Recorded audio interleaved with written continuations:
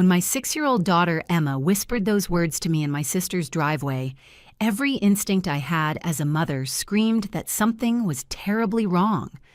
Her small hands were trembling as she clutched my jacket, and her usually bright eyes looked haunted in a way that made my stomach drop. What she found in that basement that weekend changed everything I thought I knew about my family, and it's a story I never thought I'd be telling. My name is Sarah, and I'm a single mom working as a registered nurse at Mercy General Hospital here in Ohio. For the past 2 years, since my divorce, it's been just me and Emma against the world. She's this incredible little person with wild curly hair and an imagination that could power a small city. She loves to draw pictures of princesses and dragons, asks about 1,000,000 questions a day, and has this laugh that can turn my worst day around in seconds. Emma is my everything, which is why what happened that Sunday evening shook me to my core. My sister Rebecca had always been my closest friend and biggest supporter. She's 3 years younger than me, and we'd been through everything together.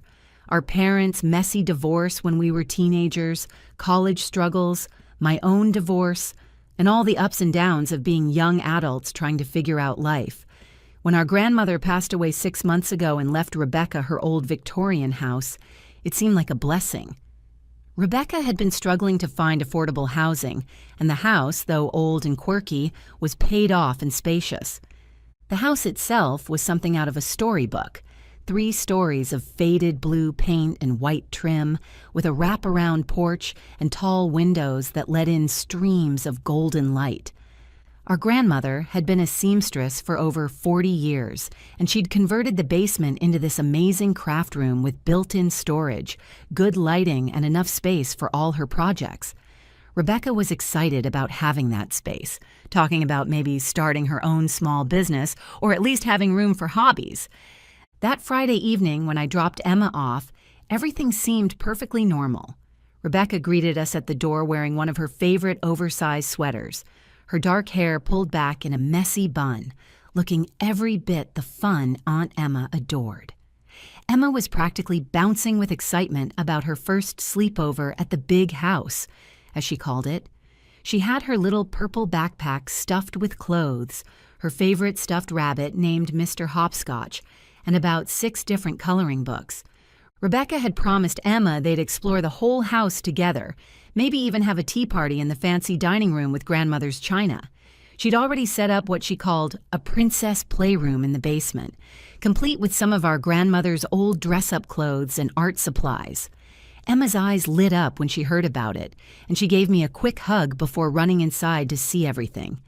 I should have trusted my instincts when Emma's face went pale and her little hands trembled as she spoke to me 2 days later. But nothing, absolutely nothing, could have prepared me for what the police discovered in that basement, or how close my daughter had come to being forced to carry a secret that could have destroyed her sense of safety forever. What started as a simple weekend sleepover became the moment I realized that sometimes the people we trust most can surprise us in the most devastating ways. And sometimes the smallest voices carry the most important warnings we'll ever hear. The months leading up to that weekend had been some of the hardest of my life. Working as a registered nurse at Mercy General meant long shifts, emotional patience, and the constant pressure of life or death decisions. But the real challenge was trying to balance it all as a single mother. Since my divorce 2 years earlier, I'd been picking up every extra shift I could get just to keep our small apartment and put food on the table. Emma's daycare costs alone ate up nearly half my paycheck, and there were nights I'd lie awake calculating bills in my head, wondering how I was going to make it all work. Rebecca knew how much I was struggling, even though I tried to hide it. She'd been my rock through the divorce, watching Emma when I worked late shifts, bringing us dinner when she knew I was too exhausted to cook, and always ready with a hug when the weight of everything felt too heavy. After our grandmother died and left her the house, Rebecca seemed to find new purpose. She'd been bouncing between part-time jobs since graduating college, never quite finding her footing, but the house gave her stability and a sense of belonging.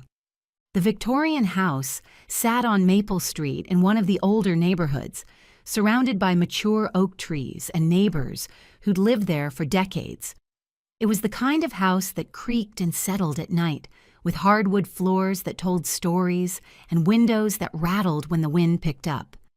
Our grandmother had lived there for over 30 years, and every room held memories of family gatherings, holiday celebrations, and quiet afternoons spent learning to sew at her side. When Rebecca first showed me around after moving in, I was amazed by how much space there was.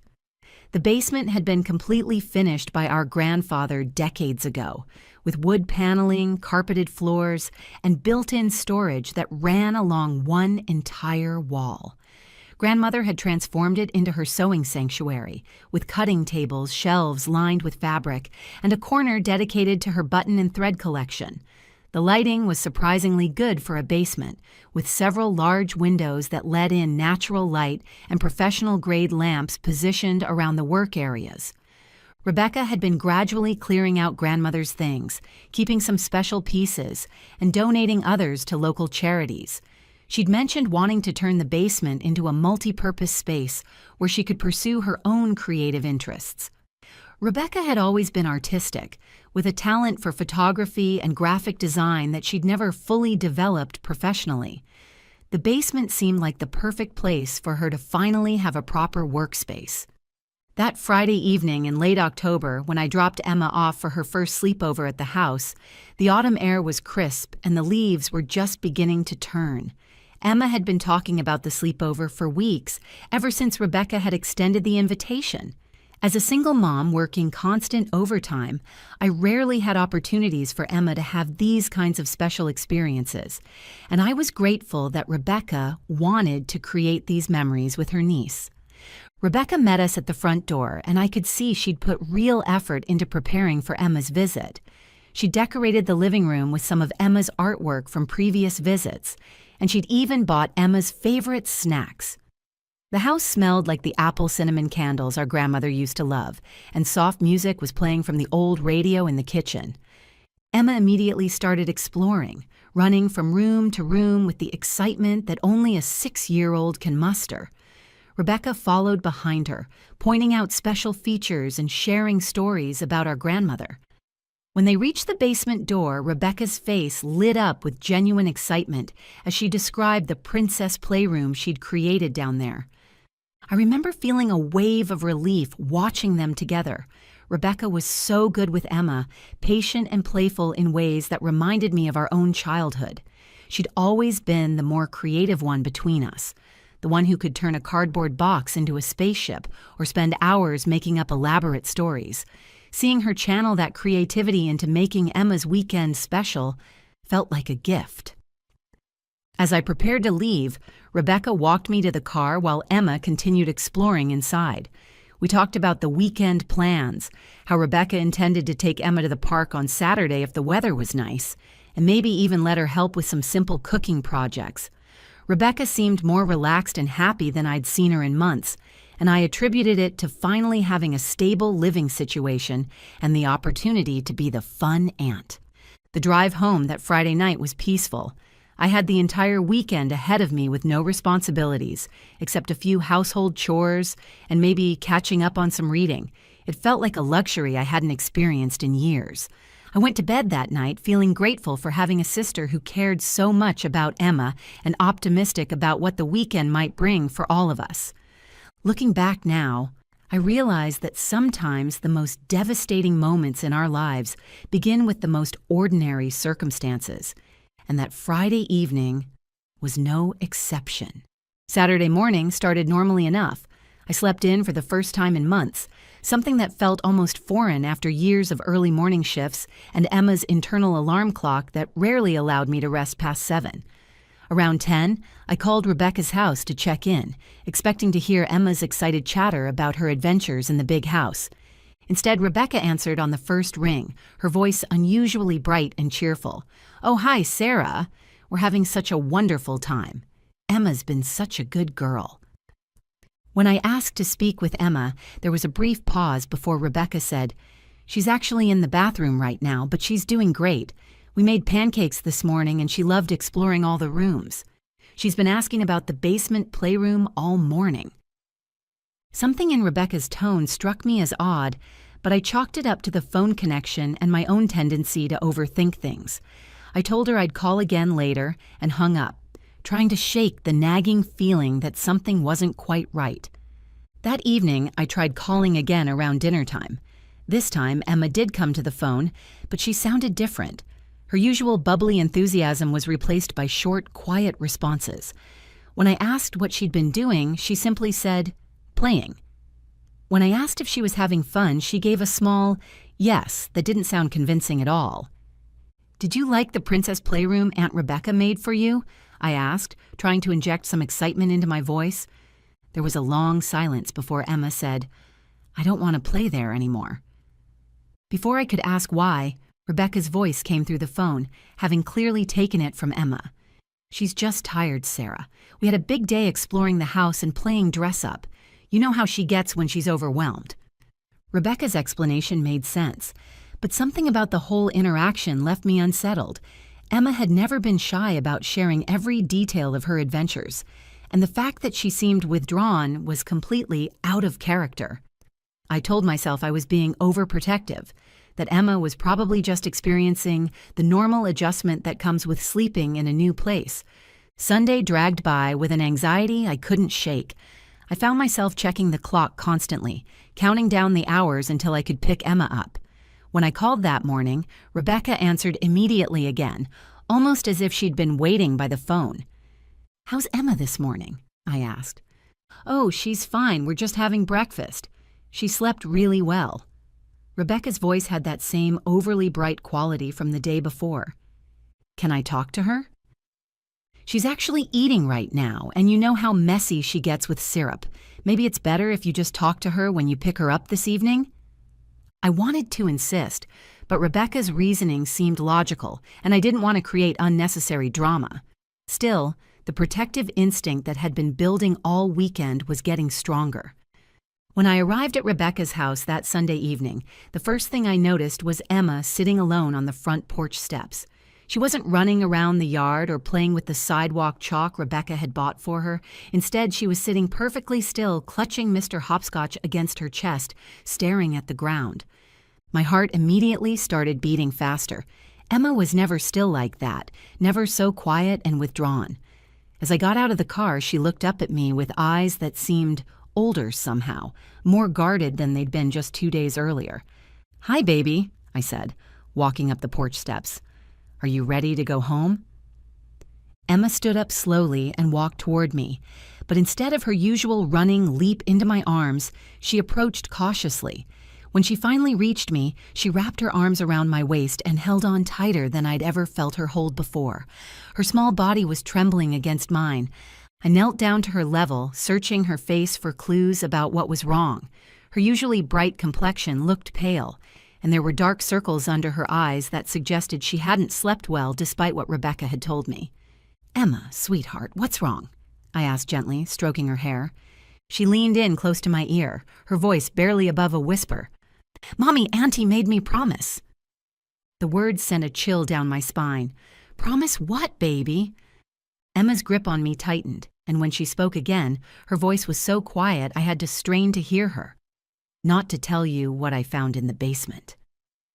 At that moment, Rebecca appeared in the doorway, and I noticed immediately that her usual warm smile seemed forced. Her eyes darted between Emma and me, and I could see tension in her shoulders that hadn't been there on Friday.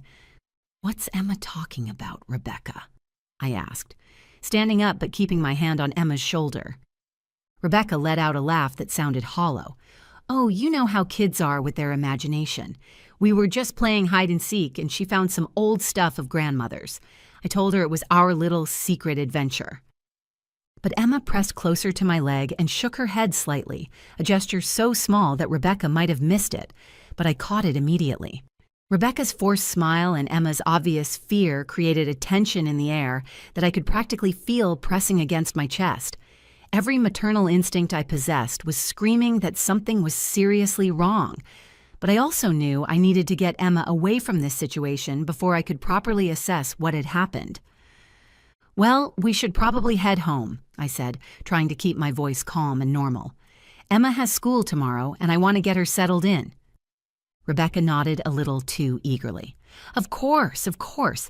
Emma, sweetie, don't you want to give Aunt Rebecca a hug goodbye? Emma's response was immediate and telling. She stepped behind my legs, using my body as a shield between herself and Rebecca. In all the years Rebecca had been part of Emma's life, I had never seen my daughter react to her aunt with anything but pure joy and affection. Maybe she's just tired, I said, though we all knew that wasn't the real reason. Come on, Em, let's get your backpack. Rebecca went inside to get Emma's things, and I used those few moments alone with my daughter to kneel down and look directly into her eyes. Emma, I need you to know that you can tell me anything, okay? No matter what anyone has asked you to promise, you can always talk to Mommy. Emma nodded solemnly, but I could see she was still scared. Her little hands were clasped together so tightly that her knuckles were white. The drive home was initially quiet. Emma sat in her car seat staring out the window, still clutching Mr. Hopscotch. I kept glancing at her in the rearview mirror, noting how small and fragile she looked. How different from the confident, chatty little girl I'd dropped off 2 days earlier. About 10 minutes into the drive, I pulled into a parking lot outside a small park where Emma and I often went to play. I turned off the engine and turned around to face her. Emma, baby, I can see that something happened that made you scared. You know that Mommy's job is to keep you safe, right? And sometimes, when adults ask children to keep secrets, especially secrets that make them feel scared or confused, it's okay to tell Mommy about those secrets. Emma's lower lip started to tremble. But Auntie said something bad would happen if I told... The words hit me like a physical blow. What kind of bad thing did she say would happen? She said you might get in trouble. She said you might have to go away and I'd be all alone. Emma's voice broke on the last words, and tears started streaming down her cheeks. I felt a surge of anger so intense it took my breath away. Whatever Rebecca had done, she had used Emma's greatest fear against her. As a child of divorce, Emma's biggest worry was always that something would happen to me and she'd be left alone. Emma, listen to me very carefully, I said, reaching back to hold her hand. Nothing, and I mean nothing, is going to happen to Mommy. No matter what you tell me, no matter what you found, I'm not going anywhere. You are safe, and I am safe, and we're going to figure this out together. The relief that washed over Emma's face was immediate. She took a shaky breath and began to tell me what had happened. Her words came out in a rush, as if she'd been holding them in for so long that they couldn't wait to escape. I was playing hide-and-seek in the basement, and I found a place behind the big cabinet where Grandmother used to keep her sewing stuff. There was like a secret door, and when I opened it, there were lots of pictures and papers inside. They looked important, like the papers you keep in your special folder at home. But these had other people's names on them, and there were pictures of cards and things that looked like what you show when we go to the store. My blood ran cold. Emma was describing what sounded like identity documents, the kind of papers adults keep secure and private. When Auntie found me looking at them, she got really scared and then really mad. She said I wasn't supposed to see those things, and that they were very important business papers that could get both of us in big trouble if anyone found out. She made me promise not to tell anyone, especially not you, because you might have to go away if the wrong people found out. Emma continued, explaining how Rebecca had spent the rest of the weekend watching her carefully, asking repeatedly if she was going to keep their secret, and reminding her what would happen if she didn't. My hands were shaking as I processed what Emma was telling me. Identity documents hidden in a secret compartment, an adult using threats and fear to silence a child, and behavior that suggested Rebecca was involved in something illegal. I immediately called my best friend Maria, who worked as a social worker and had experience with situations involving children and potential criminal activity. I explained the situation as carefully as I could while Emma listened. "Sarah, you need to call the police right now," Maria said without hesitation. "This sounds like identity theft or fraud, and Rebecca has essentially coerced Emma into keeping quiet about potential evidence. Bring Emma to my house first, then make the call." 20 minutes later, with Emma safe at Maria's house and distracted by Maria's teenage daughter's art supplies, I sat in my car and dialed 911. The police officer who answered my call was Detective Martinez. a woman whose calm, professional demeanor immediately put me at ease. When I explained the situation involving my 6-year-old daughter discovering what appeared to be identity documents in a hidden compartment and how my sister had threatened Emma to keep quiet, Detective Martinez took detailed notes and asked specific questions that made it clear she was taking this seriously. Mrs. Thompson, based on what you're telling me, we have reasonable cause to investigate. Identity theft is a serious crime, and using intimidation tactics against a child to conceal evidence makes this even more concerning. We'll need to speak with your daughter, but we have trained specialists who know how to interview children in these situations. Within 2 hours, Detective Martinez and her partner, Detective Chen, arrived at Rebecca's house with a search warrant. I waited in their patrol car, my heart pounding as I watched them approach the front door. Through the radio, I could hear the conversation between the officers and Rebecca. Rebecca's initial reaction was exactly what I expected. "This is ridiculous," her voice crackled through the radio. "Emma is 6 years old. She has an overactive imagination, and she probably just found some old documents of my grandmother's and got confused." But when Detective Martinez asked to see the basement, Rebecca's tone changed. "I don't understand why you need to search anything. This is harassment based on a child's fantasy." "Ma'am, we have a warrant." Detective Chen's voice was firm but polite. "We need to examine the basement area where the child indicated she found these documents." I could hear Rebecca's voice becoming higher, more strained. "There's nothing down there except my grandmother's old sewing supplies and some storage boxes. This is a waste of everyone's time." The officers spent nearly an hour in the basement. I sat in the patrol car, checking my phone constantly for updates from Maria about Emma, who was safely playing at her house. My hands wouldn't stop shaking as I imagined what the police might be discovering. Then Detective Martinez's voice came over the radio with words that made my stomach drop. "We've located the hidden compartment behind the storage unit. We're going to need the forensics team down here." 20 minutes later, Detective Martinez returned to the patrol car where I was waiting. Her expression was grave as she slid into the driver's seat. "Sarah, your daughter was absolutely right. We found a concealed panel behind the built-in storage cabinet, exactly where she described. Inside were dozens of identity documents, driver's licenses, social security cards, bank statements, and credit card information belonging to multiple individuals." I felt sick. So Rebecca was really doing something illegal? "It appears your sister has been running a sophisticated identity theft operation. We found equipment for creating fake documents, computers with software for manipulating identification cards, and financial records showing fraudulent transactions dating back several months." The detective explained that Rebecca had been targeting elderly residents in the community, many of whom had been clients of our grandmother's seamstress business. She'd been using the client contact information and personal details our grandmother had collected over the years to identify vulnerable victims. "The really disturbing part," Detective Martinez continued, "is that she'd been using your grandmother's reputation and memory to gain access to these people. Several victims reported being contacted by someone claiming to be continuing your grandmother's sewing business, asking for personal information to update client files." When confronted with the evidence, Rebecca's denial crumbled completely. Through the radio, I could hear her voice breaking as she spoke to the officers. "I never meant for it to go this far. I lost my job 6 months ago, and I was behind on everything. The house payments, utilities, everything. I found grandmother's old client files when I was cleaning out her things, and I just thought maybe I could borrow a little money from a few credit cards. It was supposed to be temporary." But the investigation revealed the scope was far from small. Rebecca had stolen the identities of at least 15 elderly residents, opening credit accounts, applying for loans, and even filing fraudulent tax returns. The total amount of her theft exceeded $50,000. The worst part, Detective Chen explained to me later, is that several of her victims have been dealing with destroyed credit, denied medical care, and financial hardship for months. One elderly man couldn't get his heart medication because someone had used his insurance information fraudulently.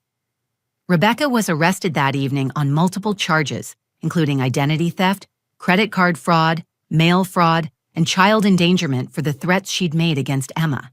As I watched her being led away in handcuffs, I felt a mixture of grief, anger, and disbelief. The sister I thought I knew, the person who had been my closest friend and Emma's beloved aunt, had been living a double life. She'd been stealing from vulnerable elderly people, using our grandmother's memory and reputation to commit these crimes, and when Emma accidentally discovered the evidence, Rebecca had been willing to traumatize a 6-year-old child to protect herself. Standing in that driveway, watching the police cars drive away with my sister inside one of them, I realized that some betrayals cut so deep, they changed the fundamental way you see the world. The Rebecca I thought I knew had never really existed, and the person I'd trusted with my daughter's safety had been capable of things I never could have imagined. The weeks following Rebecca's arrest were some of the most challenging of my life. Emma and I spent countless hours with Dr. Patricia Vance, a child psychologist who specialized in trauma recovery. Dr. Vance explained that children who are forced to keep adult secrets often develop anxiety, trust issues, and a sense of misplaced guilt that can last for years if not properly addressed. Emma's first few sessions were difficult to watch. She kept asking if she had done something wrong by looking in the secret compartment and whether Rebecca was in trouble because of her. Dr. Vance patiently explained that adults are responsible for their own choices, and that Emma had actually been very brave by telling me what happened, even though she was scared. Emma, when adults ask children to keep secrets that make them feel scared or confused, those are usually secrets that need to be shared with safe adults, Dr. Vance told her during one of our sessions. You helped protect other people by being honest with your mommy. Gradually, Emma began to understand that she wasn't responsible for Rebecca's actions or consequences. The nightmares that had started immediately after the incident slowly decreased, and her natural curiosity and cheerfulness began to return. But the experience had changed her in ways that broke my heart.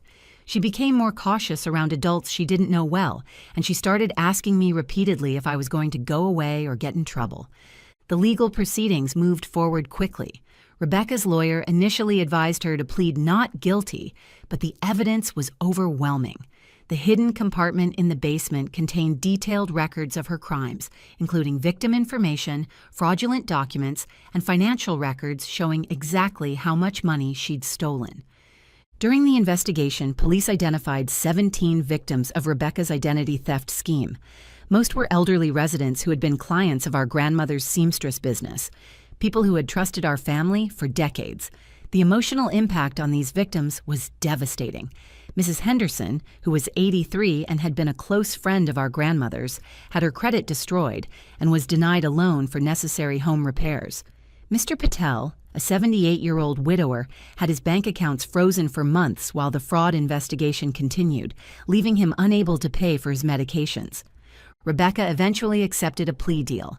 In exchange for pleading guilty to all charges and cooperating with authorities to help recover stolen funds, she received a sentence of 3 years in prison, followed by 5 years of probation. She was also ordered to pay full restitution to her victims, which would likely take her decades to complete. The day of Rebecca's sentencing was emotionally brutal. She asked to speak to me before being taken into custody, and against my better judgment, I agreed. The woman who sat across from me in the courthouse conference room looked nothing like the sister I thought I knew. Her face was gaunt, her eyes hollow, and she seemed to have aged years in just a few months. "Sarah, I need you to know that I never meant for Emma to find those things," she said, her voice barely above a whisper. "I was desperate, and I made horrible choices, but I never wanted to hurt her." I looked at her for a long moment before responding. "But you did hurt her, Rebecca. When she found your secret, instead of being honest, you threatened her.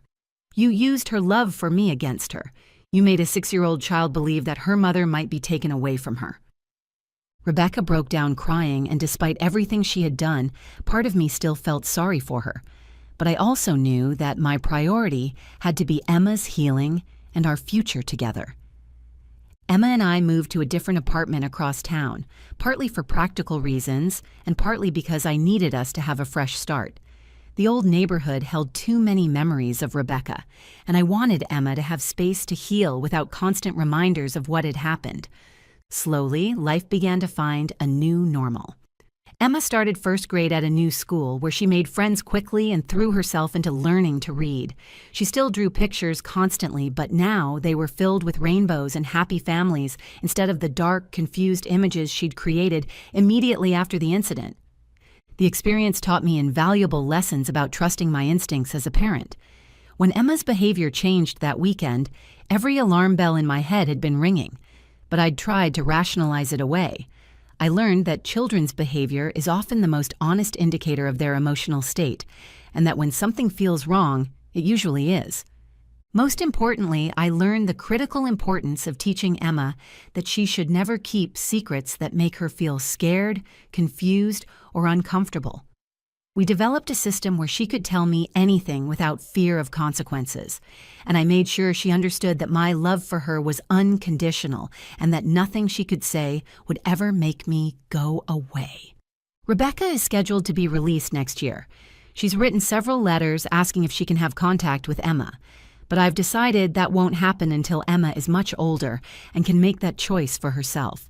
Some betrayals are too deep to simply forgive and forget, especially when they involve threatening a child's sense of safety and security. Emma recently asked me if people can change and become good again after doing bad things. I told her that people can learn from their mistakes and try to make better choices, but that it's also okay to protect yourself from people who have hurt you, even if you still love them. Sometimes the most important lesson we can teach our children is that love doesn't mean accepting harmful behavior, and that their safety and well-being must always come first. Today, Emma is thriving in second grade. She's back to asking a million questions a day, drawing elaborate stories about brave princesses who solve mysteries, and filling our home with that infectious laugh that I missed so much during those dark weeks.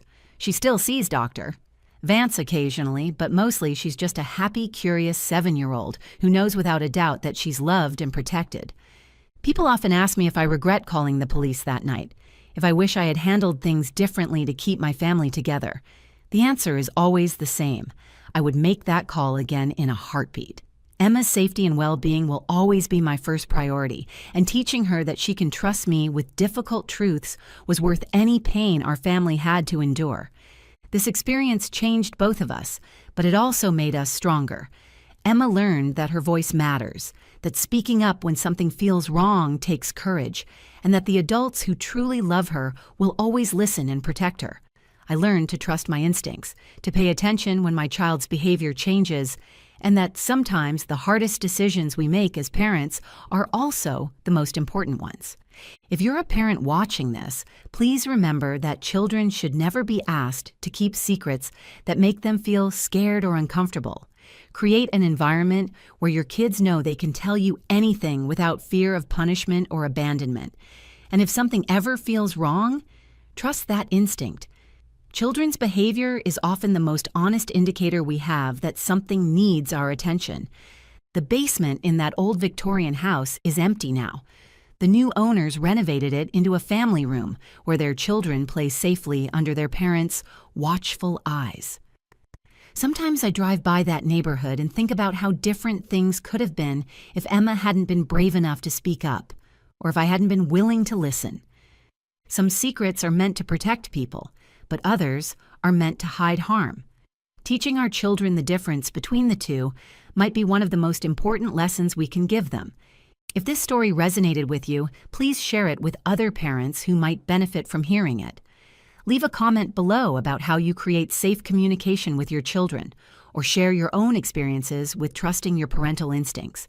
And don't forget to subscribe to our channel for more real stories about family, resilience, and the courage it takes to do the right thing, even when it's the hardest thing. Your support helps us continue sharing these important stories that remind us we're never alone in facing life's most challenging moments. Thank you for listening, and remember, sometimes the smallest voices carry the most important messages we'll ever hear.